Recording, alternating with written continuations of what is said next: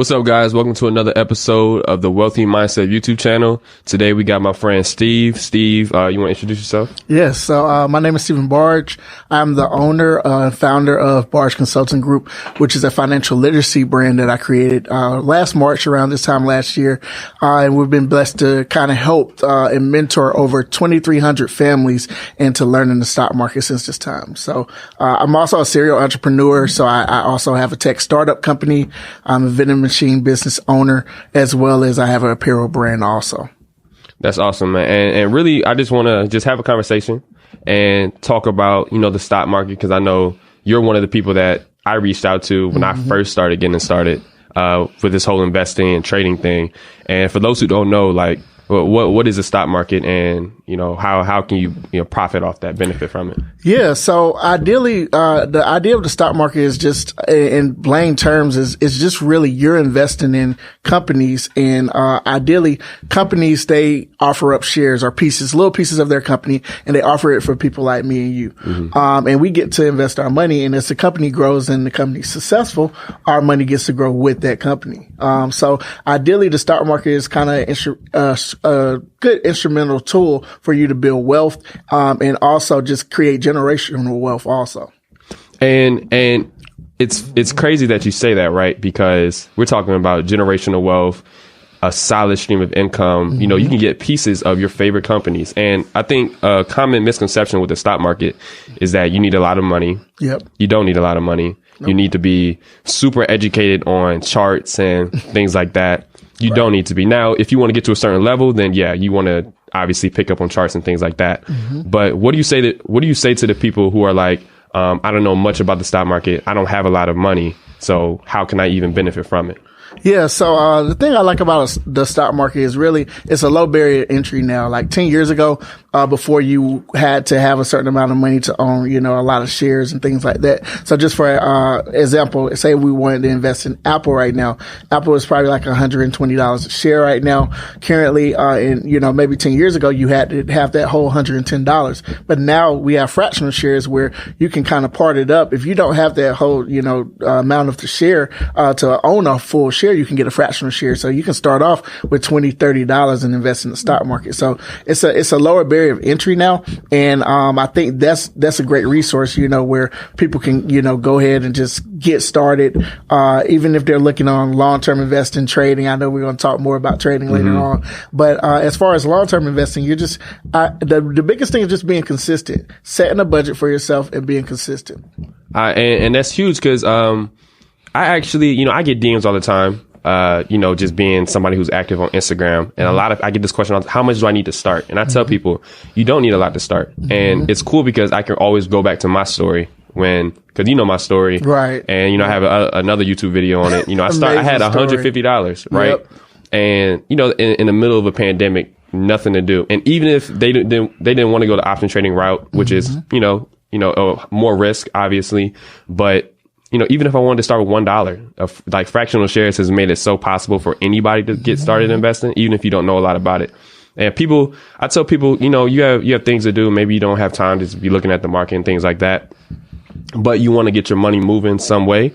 What are the companies you look at, you purchase from all the time? Yeah. So, I believe I always tell people, if you're going to invest, I believe in investing in what you use. So, ideally you want to start off, if you're new, to the market, you want to start off with companies, companies that that's been here 5 to 10 years and that's going to be here 5 to 10 years from now. So like companies, we have Apple iPhone, so invest in Apple. It's kind of a no brainer. So things that you use every day, we wake up every morning, we brush our teeth, you use Colgate. So, you can invest in Colgate stock, Pepsi, Coca-Cola. And I think it's good when you actually choose to diversify also. Yep. So by diversify, meaning that you're investing your money in different industries. A lot of people, new investors, they're heavy in tech.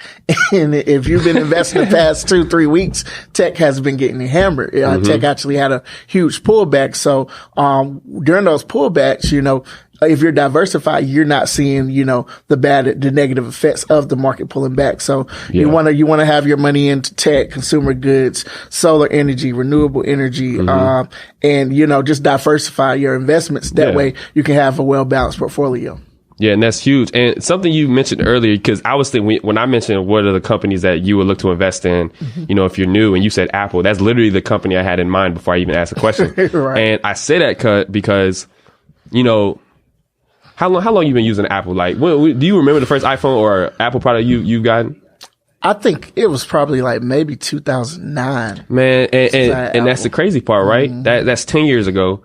And we're talking about a company that wasn't always $1 trillion company. Right. Apple had to get there. So when we're talking about companies that we use all the time, like Coca-Cola. When did you have your first Coke, your first Sprite? You know what I mean? Yeah. And these are companies that have been like, so I think people try to overcomplicate investing. And then you have people on YouTube or Instagram, I call them the gurus. And I hate when people say, oh man, you a guru, man, you the best. But I don't want to be called none of that, because then it makes it seem like, okay, you have to be a certain type of person to accomplish these kind of things. You know what I mean? Right. And so like you don't have to be, you don't have to be super rich, or you don't have to have the most knowledge to get started. And then you want to improve as time goes on.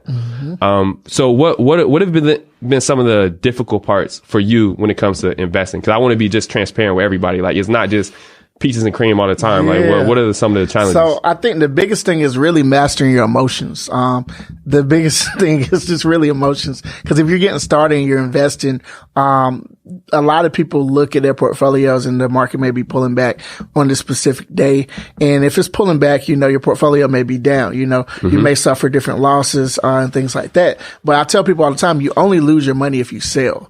If you're not selling those shares and you're not selling off those positions, you'll just hold them, until they recover. So I think the biggest thing that I had to do was really just tap into mastering my emotions and removing the attachment, because we're attached to our money. We work hard for our money. So seeing your money, in the negatives and things like that, it's or difficult. Seeing red days is pretty difficult. Yeah. So I think the biggest thing is just really focusing on just mastering your emotions and then kind of removing that placement, just knowing that, hey, I'm not losing money. I'm only losing if I sell this position.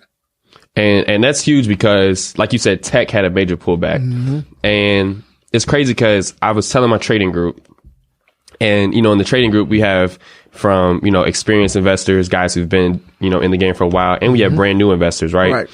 And I've talked so many people off cliffs, stock market cliffs, where it's like, okay, look, every day is not going to be green. There's going to be days where there's consecutively green days. Everybody loves it. Oh, stock market this. Oh my gosh. Then you think you're a pro and stuff. And then you get hit with, like, tech got hit. Man, crazy. Like, Tesla dropped almost $200 or over $200. You had Roku, SE, Apple. Like, there's a lot of this tech industry. Whole tech industry got hit.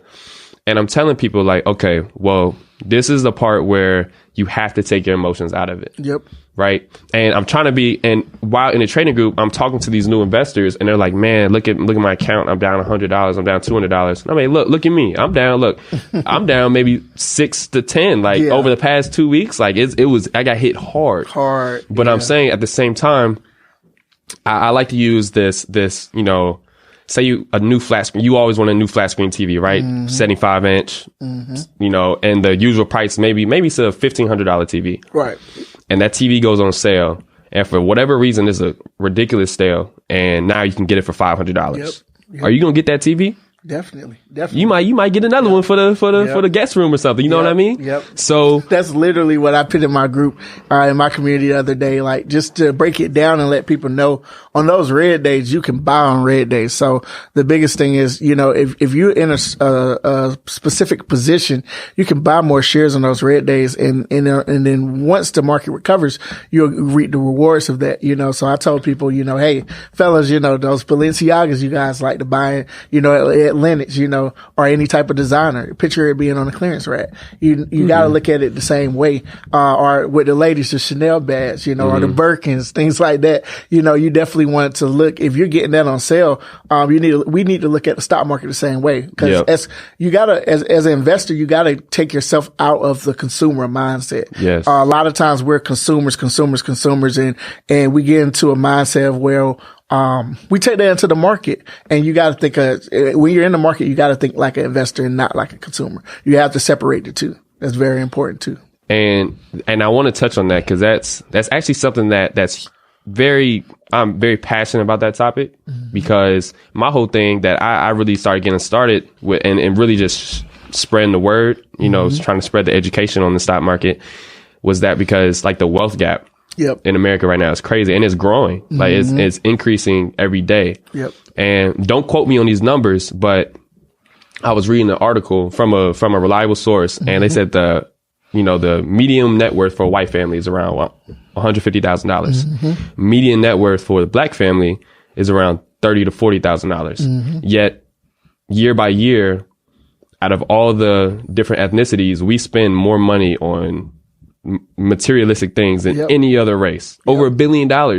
But yet we are over $100,000, less than the average median wealth rate for white families. So, and I'm not saying that in oh man, we got to be better than. No, it's not that. It's just like, okay, at a certain point, we have disadvantages. Yeah, there's history behind that. Right. But then again, we have to make better decisions as well with our money. Like every time I go into a mall, man, and maybe there'll be a Louis store or whatever, Burberry, and best believe the line is out the window. But I'm like, man, these and some of those same people might look at the stock market and be like, well, he's probably trying to scam, trying to get some money out of people, right, and things like that. When I'm like, well, that's the same. It is. It's really, I think the biggest thing too is like, we have to get out of the headspace of everything that includes financial literacy is a scam. I think with our people, a lot of times, especially with Forex kind of, well, not Forex, but our markets live oversaturated the market to where a lot of people really don't even know what investing is, and they don't want to be a part of it just because you have these multi-level marketing schemes out here that just trying to recruit people, and they're not actively teaching people the fundamentals of like investing, technical analysis, things like that. It's a lot of people that when they reach out to me, they're like, hey, I want to be a part of your program, or I want to be a part of your course, is it a monthly fee? And I'm like, no, it's not a monthly fee. And with that mindset, I know they automatically got burned by a multi-level marketing scheme before. So I think they've seen it happen. They've seen it happen. So I think that's another thing too that I face as just being an educator and a leader in the space, is that you have to kind of be patient with people and let them know, hey, these are the resources that we're providing. And just relating to the wealth gap, I think a lot of history in the past where we ran into where we were separated and segregated, and closed out from education on real estate, investing, creating wealth for our families. But now I think we have resources and tools. It's just really the application. So another thing that I run into is I'll give you the tools, and then some people don't want to do the work. Yeah, and I think they want to be handheld through the process. Exactly, and it doesn't happen. So the thing is, yes, we are behind. I mean, it is a racial gap. However, we are responsible for the knowledge and educating our family. So once I learned the stock market, and a little background on me, I learned the stock market in college. So my accounting professor, his name was Dr. Castle, and I graduated from Voorhees College in South Carolina, small HBCU. But I became an accounting major. More specifically, is because I wanted to learn as much as I could about money. And then I was a minor in finance also. But Dr. Castle was actually a trader. He was an options trader, futures trader, forex trader, and he was a long-term investor. Oh, so he was all over, huh? Yeah. He also was a CPA also.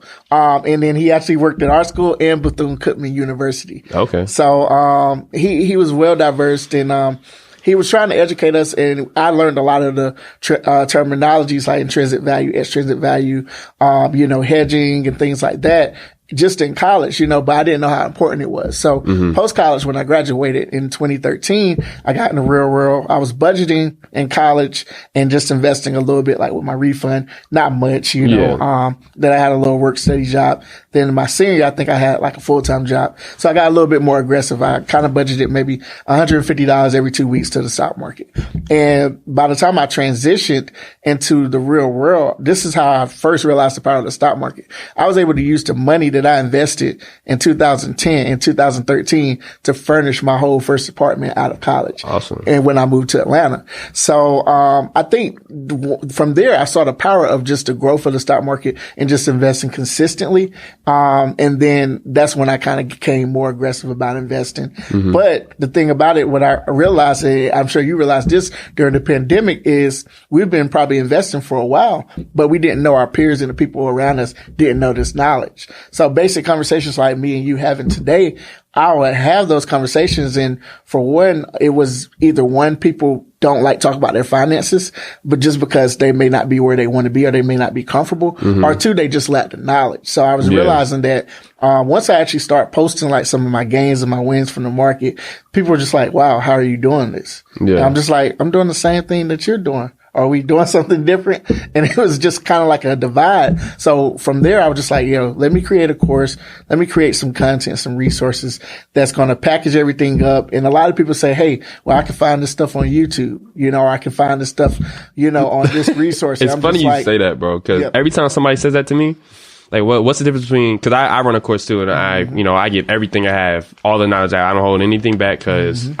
I'm not trying to rip people off. Right. But some people come to me and be like, what do you, so you have a course, but can I just go on YouTube? Yes. If you want to go on YouTube, please go on YouTube. Right. Trust me. I'm not going to lose anything if you decide to go another route. The only thing is, and what my thing, the reason I created the course, cause I could have just told people go on YouTube, but the reason I created the course is cause I went through so many different YouTube channels. Yep. I didn't know who was legit. I didn't know who was just trying to get a quick buck. Yep. Bro, I look back at some of the YouTube videos I watch, and if I do that crap today, I will lose everything. You feel like, and so the whole thing about the courses, and it's hard for people, and because it's hard to know who's legit, who's trying to get a quick buck. Like, you're here right now because I know you, and you're 100%. You help the community, right? Right.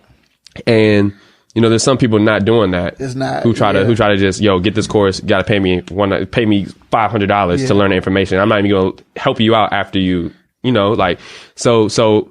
And I tell people, with the advantage of the course is that you get everything, and you don't have to guess, is this right or is this wrong, things like that.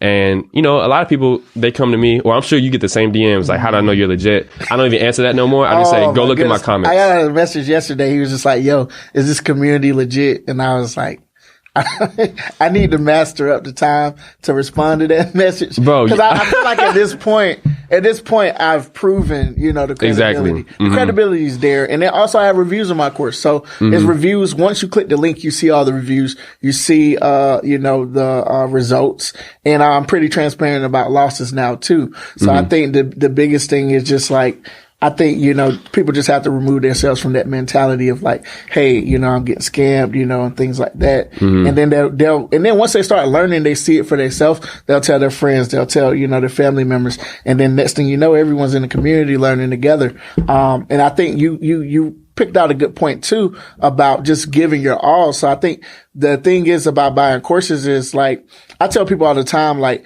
you don't really get to a certain level unless you invest in yourself. So when I worked in corporate America, I was real big on personal development and developing outside skills. And so I used a resource, which is udemy.com, to learn different skills like, digital marketing, creating websites. Which you're freaking boss at right now. Yeah. Digital marketing, running ads, Facebook ads. And I realized, for one, not only can I monetize these skills in the future if I ever went full-time entrepreneur, but I can also build them up on the side. So I can do consulting roles. I can do, and just kind of be a resource for people that's in that space. And I think the biggest thing is like, you have to be comfortable with paying for education. And that's what we're doing too. We're educating the people. We're giving them affordable resources, but a lot of these resources, these are combined with our trial and errors. Like, exactly. No one told me on YouTube when I tried to look on YouTube won't tell you about stop losses, and how to leverage them, or trailing stops. Now, if you know what to specifically search, But if you're a learner and you're a beginner, you don't know what to look at. What a you know what I mean? stop is. You exactly. don't know what a stop loss is. You don't know, different terminologies that you may need. So with us, we're just packaging not only the information, but also our trial and error and experiences. And the cool thing about it, I think both of us do this. We update our course pretty often. All the time. Because I'm a continuous learner. So I don't tell like people in my community, I say, hey, I don't know everything, but what I do know, I'll share it with you guys. And as I learn more things, I'll continue to share it with you guys. And not only that, like I update. So one thing that I am very passionate about is making sure that the people that buy my course get 100% of my full effort, right? Mm-hmm. Because I hate it, and this is something you did for me, but I hate when people say, hey man, I bought this dude's course, but he don't respond to no DMs, and I'm very confused on it. I have a couple questions on this. Mm-hmm. So I try, and I have a lot of DMs now, and I try to go through them. But one thing I do is like, if you have a question, like DM me and I'll try to get back to you, because I know how I was when I first started. Yep. And if somebody just clarified just a few different things to me, that's the difference between me losing a lot of money and me making a lot of money, right? And at the same time, like, I understand the time of this current climate that we're in right now, right? We have a lot of people unemployed. We have a lot of people, that are just struggling right now. No stimulus checks. And I get DMs all the time like, yo, Isaac, I appreciate you helped me do this, that, and the third. But then I get DMs like, and you mentioned it earlier, and I wanted to touch on that too when you talked about, people not wanting to help themselves. Right. And this is one thing that people are going to have to understand in just life in general. And I just turned 21 years old, so I'm not acting like I know everything about life. Mm-hmm. But one thing I can say for sure is that nobody is going to save you. Nobody's going to save you. You look at the government. The government is struggling to give you stimulus checks right now. Yep. You may have a boss that don't, that's just unreasonable, like, or a manager or whatever. You may have, I get messages saying, yo, I'm a single mom, blah, blah, blah. I get some messages, yo, I've been unemployed. I get some messages, yo, I'm this, that, and the third. And I'm like, yo, I would do what I can to help you. Right. Because I'm not one of those people that's going to turn my back on somebody who needs help. Mm-hmm. But at the same time, you have to want it. You know what I mean? You have to get up and be like, I don't want to live like this no more. Yep. And it's weird because, I'll talk to people who's like, yeah, man, I don't want to do this. I don't want to be in this financial struggle anymore. Mm-hmm. But they wake up at 12 p.m. every day and then they spend money on Jordans and net subscriptions and crap like that. Mm-hmm. But then they complain that their job, I'm not getting paid enough. But I'm like, look, yeah, life isn't fair. I have my own problems. I'm sure you have your own problems, stuff you're going through. Definitely. Everybody gets a deck of cards, right? Right. And I'm not saying everybody's going to have a fair ad at the game. Not at all. And that's just the way life is. I can't control everything. You can't control your situation. Mm-hmm. But what you can do is make a decision. I say the reason I am where I am right now is decision making. I could have when I made my first 50K, I could have blew that and been right where I was. I remember that too. That was a crazy day. Crazy day. 20 years old. 20 years old and like making like 10K, 20K days in the stock market. So I think that even with, with that perspective on things, people seeing you do this at your age, like, and having this knowledge at your age, it lets people realize like, okay, well, I should have, I'm behind, but I can catch up. And, something I always tell everyone to do is, run your race. A lot of times in the community, you have like, I have a lot of different people. I have doctors, I have financial advisors, lawyers, and everyone is playing with a different amount of money when it comes to investing. Yeah. So I think a lot of people put pressure on getting those type of returns and things like that. And they want to see them for themselves. But I'm just like, run your race, be consistent. And, once you really learn and be consistent in your craft and master your craft, you can see those days. But I also tell a lot of people the stock market been around for a long time. So there's no rush to jump in. They may buy the course and just hop in the community and don't even look at the course. I get that all the time. So I get that all the time. I think that's something that you have to do too. You definitely have to make sure that you're applying yourself. And I think you, made a good point too, where you spoke about the stimulus. So the more, money that the Fed Reserve prints, inflation, the more that the US dollar loses value. Yep. And then I may shift the conversation with this a little bit. No, go ahead. But, I think the biggest thing too is, again, diversifying. So we're talking about investing. So I think cryptocurrency I knew you was gonna say it. avenue that where you can actually get a good advantage on. So just a little background on crypto.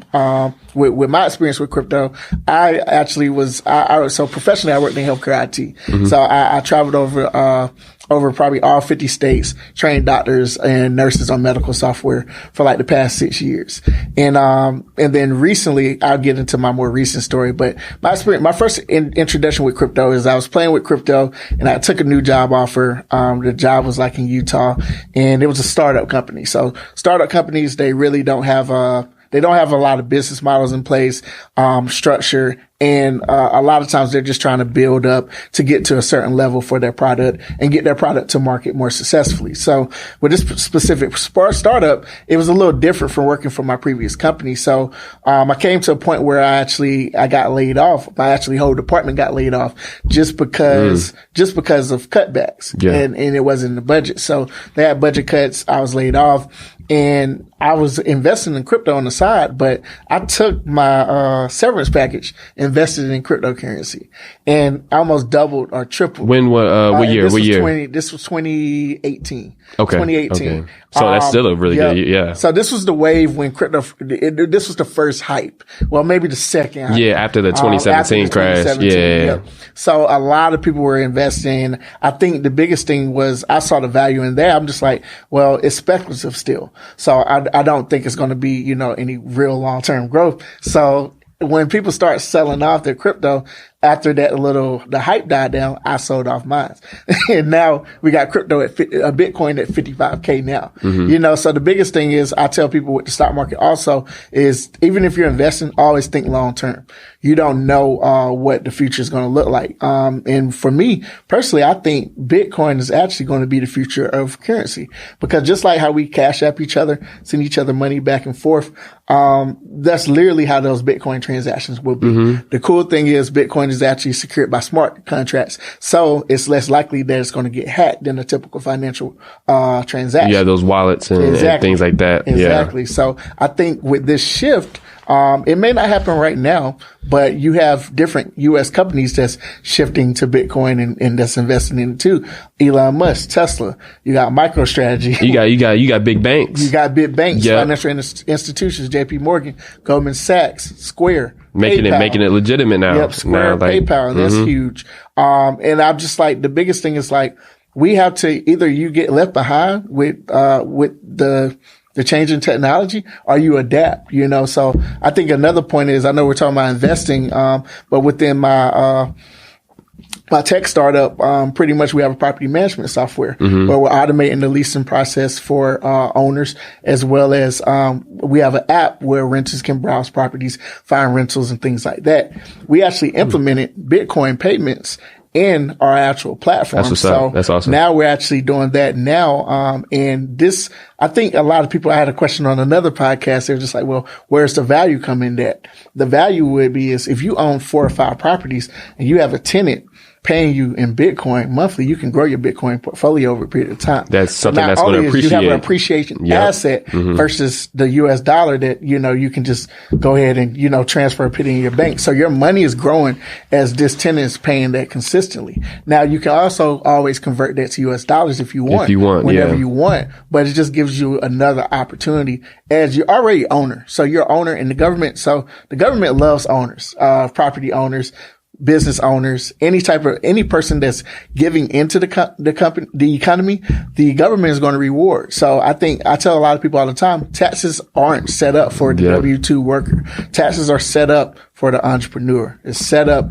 for the business owner, and it's set up for the real estate owner or people that's developing or businesses are giving anything into the economy. So I think it's a context shift with that also, just because the future of our currency and how we're going to be spending money, that's very important. But I don't think anyone's looking at the importance of that. Like right now, people are, out of work, struggling. They may have, unemployment, keeping them afloat, but that's not enough money to actually live on. So people need other streams of income or passive income to be able to, survive really, so, and you learned this at an early age, but if someone had to break down the difference between active income and passive income to me at your age, I would have been way further along now. And check this out. And I'm glad you said that because I immediately thought about it when you said, like rental property, because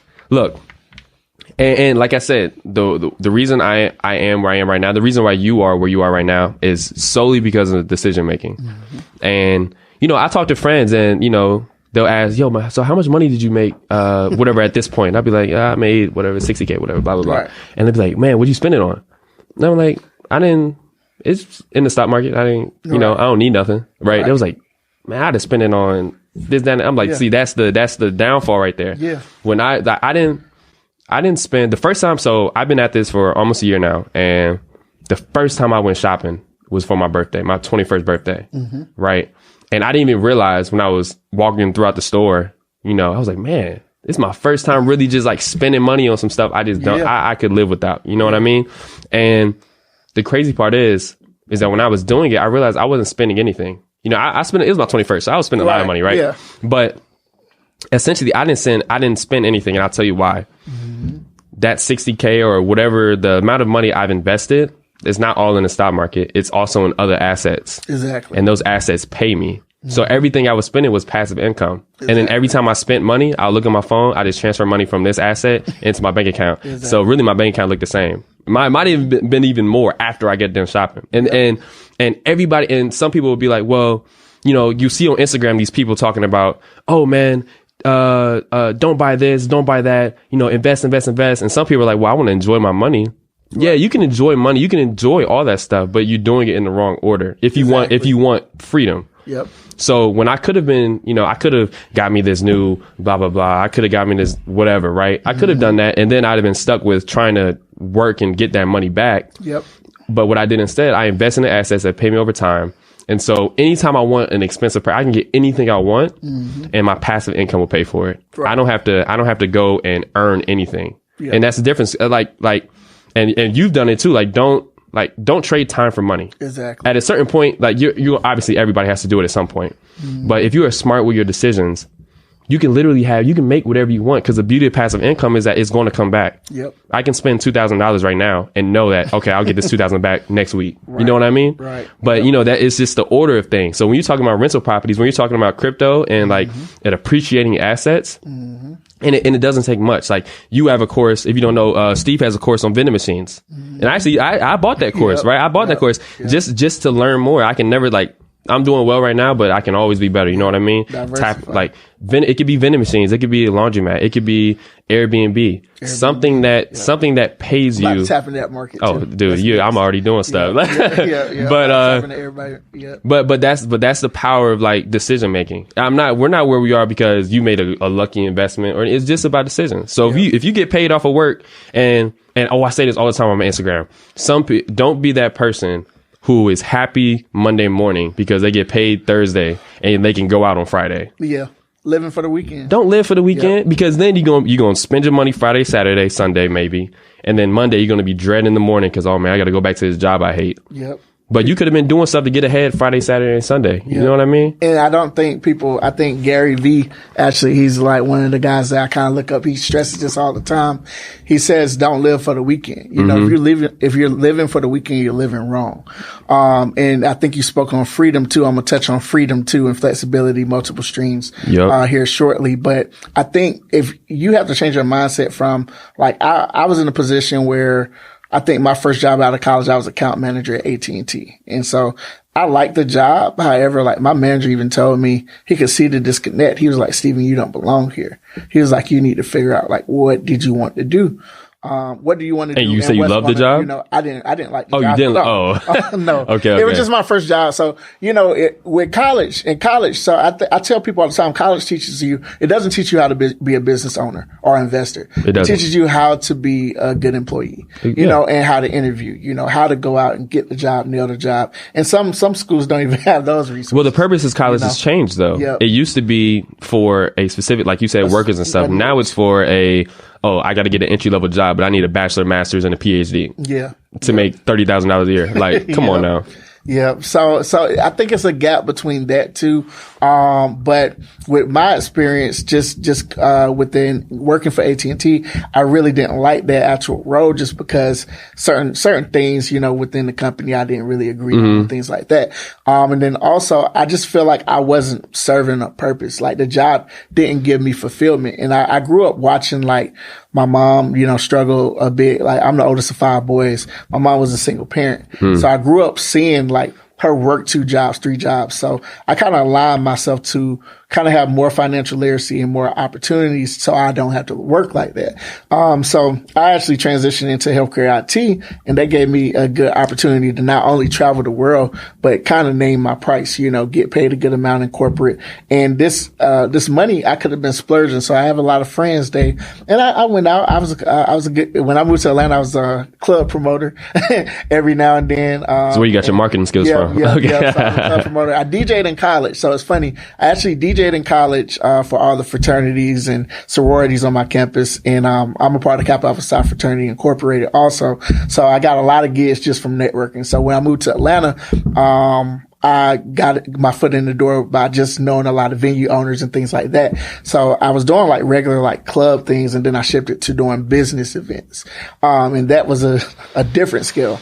So with working into that specific niche, I created my first LLC. And I think I was like, maybe this is like 2014. So I was like maybe 24, created my first LLC, and I went in business, with some friends, which can be a good decision, bad decision. Trust me, I know, yeah. So with that decision, it didn't work out. I actually quit my AT&T job and did this full time. So it was my first time transition to full-time entrepreneurship. It worked out for like 4 months, and then I was back to corporate.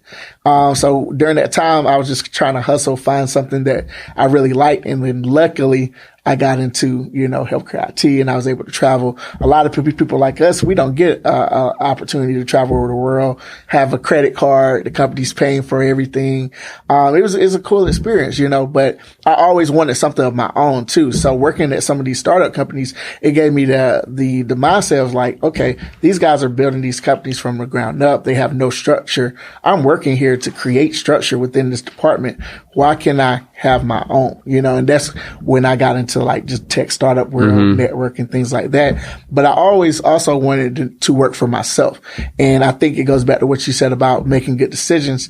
What I did was I focused on not only building skills that I could monetize, I also focused on building multiple streams of income while I had my job. You have to. Yep. So if 2020 didn't teach anybody anything, it has to be that, okay, if you have this job right now and this is your only source of survival, yep, you're one bad thing going wrong away from not having anything at all. And a lot of people they didn't, and to do that though, like, I don't want to make it sound like, oh, it's a cakewalk. To do that, you have to be willing to invest money in different places. You have to invest money into different places. Then there's some people like, well, I can't afford it. Well, you got a vacation plan. You got 3 or 4 subscriptions, 5, 6 subscriptions. You have a car right now that you don't really, you could downgrade on the car. Like there's going to have to be some type of sacrifice, right? Delayed gratification. Yep. And I think a lot of people don't want to sacrifice. So like something that I did was, it's funny. I was laughing. I was telling my girlfriend the other day. I remember I was driving a Ford Taurus, and I had like payments on it, and I hated the car, but I just bought it just because I knew it was something that I could afford at the time. And I knew eventually I would probably be making more money, but I didn't know when. So I bought something that I could afford versus, I had good credit. I could have went and got a BMW or something like that, but I didn't. And then I stayed with that Ford Taurus for 2 years. I went from making, I think, 50 to 70 with a job change and a promotion. And then I went and got the car that I actually wanted. Yeah. Even when I did that, I made sure that my credit was aligned during this time. So during those 2 years when I was driving my Ford Taurus, I was in grind mode. I was just grinding. And I was just like, let me build my credit up so I can have a lower interest rate. Let me make sure that I pay off other debt so I'm not incurring more things. And I think that's a good thing that we're talking about this on this podcast today now, because we have tax season up. So tax season is usually the catalyst where people makes bad decisions and acquire more debt. and go into more debt. So a lot of times people go out and buy furniture. They may buy cars that they can't afford.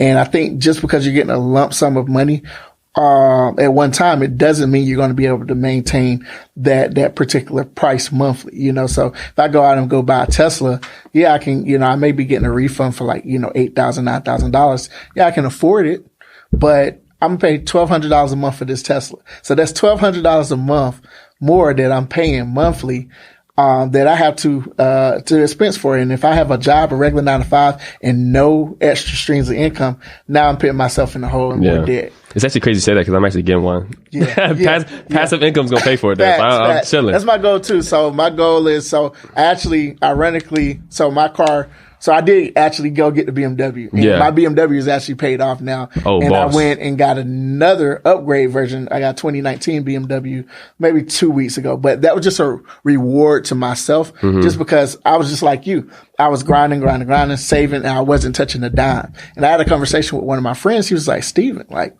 how much is enough? Like, he was like, you made it to this point. It went to a point where I was just like, when I went full-time entrepreneur last year, my goal was to make more money than I did in corporate. And I did that within 3 months. I actually tripled my income that I made in corporate. So over that time period, I was just saving, practicing what I preach. And I wasn't really rewarding myself either. So, and you mean saving? Do you mean investing or like? Saving and investing. Okay, both. Okay. So I put kind of like, I have a Navy Federal account. So I have savings with them. And then most of my money goes in the market now. Okay. But I was less aggressive early on just because I wanted to make sure I had that comfort to live, And I told people when I actually got laid off for the pandemic. I was a COVID layoff. I remember that. Yep, I remember that. I was COVID layoff, and I worked for a company. Actually, I just took the job. Did you never go back too? You just I didn't go back. So somebody was just like, well, you can always go get another job. I was just like, yeah, I can. Like, I have the experience, so I can always jump back into corporate America. I'm like, let me try this full-time entrepreneurship thing out. And I had more time than ever to be creative and also make sure that all of my businesses were cash flow and profitable businesses. Yes. Because the thing is, what I was doing is not only was I traveling 90% for my other job, when I got back to my hotel, I was working on my side hustles, my side businesses. And that became a kind of like a routine for me. But eventually, like, my goal was to quit corporate America last summer. So when COVID hit, I'll never forget, I got the phone call and I came downstairs. I was at my girlfriend's house and she was just like, "You're not mad?" I'm like, "No, I'm happy." Yeah, I was going to do this anyway. I was so free. I was so free.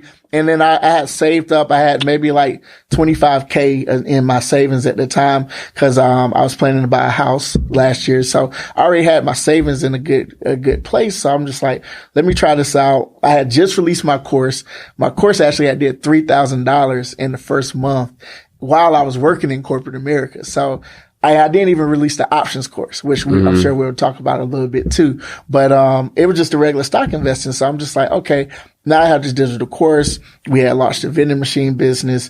I was doing business consulting. So I had multiple streams to kind of keep me afloat. So I'm just like, let me try this out. Worst case scenario, I'll go back and get a job, And and one of the things that you talked about entrepreneurship a lot, and that's always, did I ever tell you why I quit Chick-fil-A? I quit because I didn't quit, but I just went to school and said, I'm never doing it again. But I was doing something with the sauces or whatever. It might have been Chick-fil-A, so I don't know what sauce it was. Man. And I put it in the wrong spot. Just a box of sauce in the wrong spot. And the managers just yelled at me. And I was like, people do this? That's crazy. And I was like, man, like, this is not, and it wasn't like a huge moment for maybe a lot of people. Like, well, they put the sauce in the right spot. Well, for me, it was like, I don't want to have to, I want to be free. I don't want to have to dread coming into work 6 a.m. And then, have to work to live, and I tell people, have to live to work, but I tell people all the time, like, when you have a job, whether it's salary or 9 to 5, salary paying, whatever it is, don't think of the money as actual money. Money is equivalent to time. So if I go to work and I make $10 an hour and I work 10 hours, whatever, I get paid $100. We're going to act like taxes don't exist. I get paid $100. Right. And I go out and I want to go shopping. I go buy a $30 shirt. That's 3 hours of your time. Yep. So your shirt, one shirt's not worth 3 hours of your time. Nope. You know what I mean? And entrepreneurship isn't easy. It's not easy, but I've studied. I study who I want to be.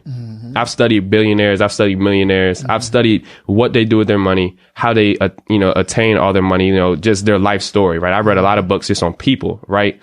And the three common things that every wealthy person has: real estate portfolio, heavy in the stock market, and they have their own business. Right.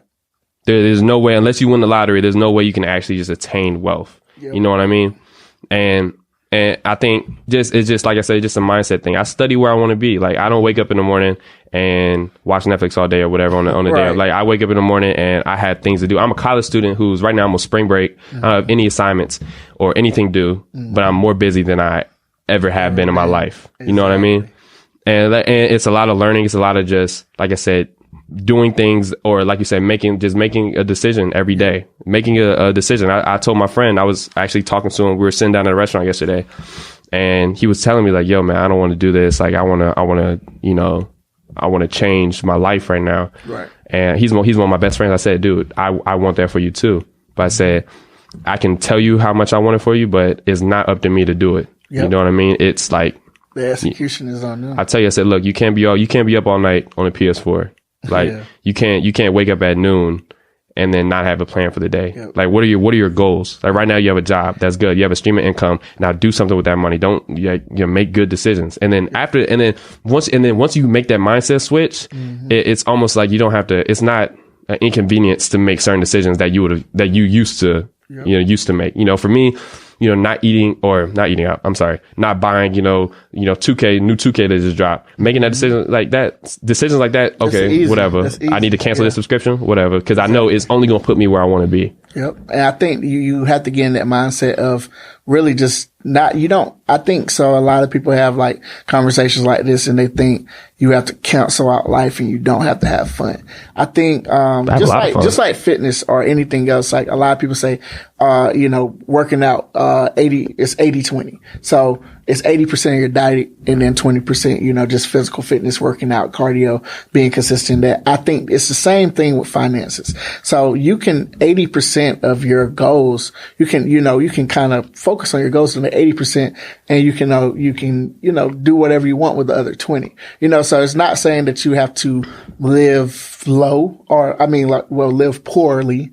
But my motto is just kind of like more so just living low and just building. So you have to sacrifice. Exactly. So you can sacrifice different things. Like when I was on the road and I was traveling, it was like a no-brainer for me to cut off certain subscriptions. I didn't need the Netflix. I didn't need the Hulus. I didn't need like certain things that I was spending money on in my home because I was never at home. So, and then when I did come home, a lot of times I may have not even really went out because I spent like my Saturdays really just working on my business, and Sundays was a relaxed day for me so that I can just unplug from everything. So mentally reset. Yep. Yeah. So I think another thing too, as an entrepreneur and even just working with a job, what I learned, just being full-time entrepreneur, in the past year is that we have to kind of get in the mindset to where we are, practicing good time management. So when you no longer have a job, it's no one's telling you, hey, you have this meeting at this time. You have to do this at this time, or putting things on your calendar. So something that I learned, was just really just having good time management, using good efficient tools like Calendly, Slack, things like that to make sure that I'm setting out, building out my day and I'm planning out my week effectively. That way I can know what tasks I want to tackle. Just because coming from corporate America, you have your structure. Your week is made up for you. Even like when I worked, in corporate, I made my own schedule then. So I was responsible for communicating with the client, when I was going to land, when training was going to take place, when did I need the nurses at the facility, what time I was leaving, when I would, do a check-in or follow up with them.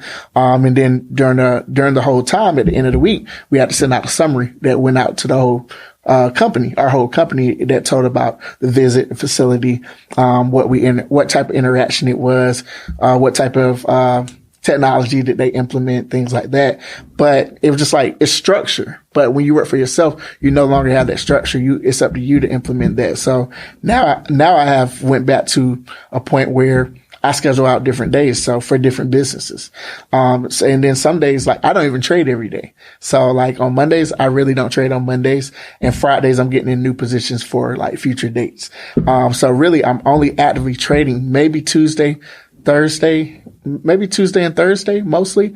But it just really depends on the week and my workload too. So this week it was a lot lighter, but I think time management and everything is going to help you get ahead and just really just plan. You just want to plan, to change your life. If you have a change, like I think everybody's been in a situation where they don't like where they are. They may had like crazy childhood trauma and seeing people grow up and struggle. And I think you have the power to change your situation. It's just kind of like good habits. If you're going to implement those good habits or are you not, I think the biggest thing is we got to hold ourselves accountable. We can't blame anybody else about our circumstances. And that's another thing I always say. I don't dwell on the things I can't control. So if I can't control it, I just focus on the things that I can. And, when we're talking about financial literacy, investing, those are things that you can control. If you don't want the education, that's a different story. But if you do want the education, we got the resources that provides you. Yeah. And I know we're a little bit over time here. And, just to wrap up, I think, if you take anything from this podcast, just this conversation, I think just the most important things would be that everybody has a situation. Everybody has something going on. Right. But at the end of the day, we've seen 2020, the government's not going to come get you. Nope. Not going to come just hold your hand. Other people have other situations, and sometimes or most of the time, you're going to have to just take the initiative and make decisions that are going to put you in a better position. Right. Now, depending on you, maybe if that's, and like you said, financial literacy, investing, attaining the passive income, avoiding doing making the lump sum of your money, you don't want the most of your money coming from earned income. In my opinion, you want that to come from passive income, survive on that. And keep building as well. Keep overinvest. I overinvest all the time. Yep. Just invest too much sometimes. Just decision making and buy on red days. Yeah, buy the dip. Buy the dip. Buy the dip. Buy on red days for sure. And I think the good thing about it, just to elaborate a little bit on that active versus passive income is active income. That's things that require your presence. Passive income is things that don't require it. It's on autopilot. So e-commerce stores, vending machines, different things, different real estate, laundromat, something. Things that do not require YouTube. your presence, that you put your money into, and it's automatically growing for you. So I think once we focus, and we kind of get that shift, and we kind of get this out and get more people on board with this knowledge, I think, we're going to be, better further ahead. That's awesome. Well, I definitely appreciate you coming out. That's going to conclude this episode of the Wealthy Mindset. And I appreciate everybody tuning in. Remember to like and subscribe, and we'll be back for more videos later.